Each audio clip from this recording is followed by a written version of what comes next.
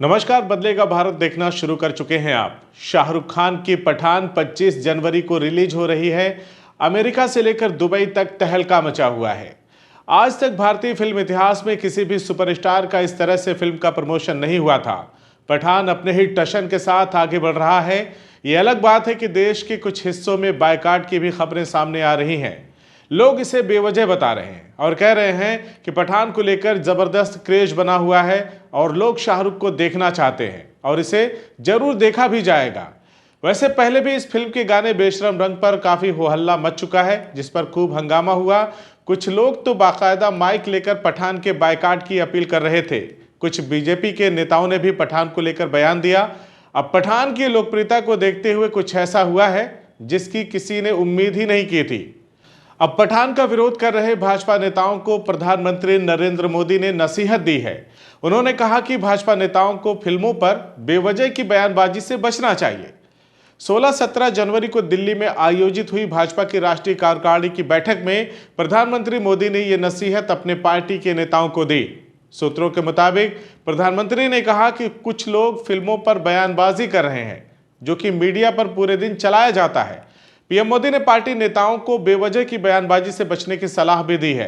प्रधानमंत्री का यह बयान ऐसे वक्त में आया है जब देश में शाहरुख खान की फिल्म पठान को लेकर विवाद चल रहा है और दुनिया भर में पठान के नाम की धूम मची हुई है।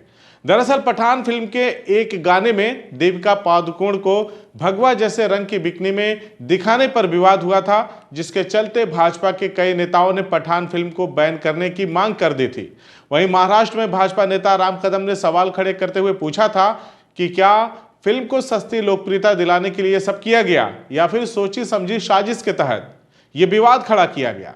मध्य प्रदेश के गृह मंत्री नरोत्तम मिश्रा ने भी पठान मूवी पर जो विवाद हुआ उस पर बयान दिया था। उन्होंने मांग की थी कि अगर इस आपत्तिजनक दृश्य को फिल्म से हटाया नहीं गया तो पूरे मध्य प्रदेश में फिल्म को प्रदर्शित करने की इजाजत नहीं देंगे। बिहार समेत अन्य राज्यों में भी पठान फिल्म के गाने को लेकर आपत्ति जताई गई।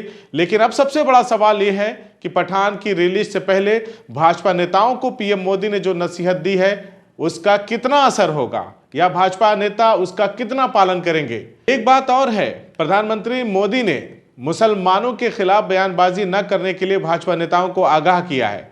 क्या इसका भी असर देखने को मिलेगा? बहरहाल चुनाव से ठीक पहले प्रधानमंत्री का मुस्लिम समुदाय से प्रेम सामने आया है और लोग इसे मात्र चुनावी नजरिए से ही देख रहे हैं। बाकी झूमे जो पठान, महफिल ही लुट जाए, दे दे जो जुबान, उस पर मर मिट जाए। जय हिंद।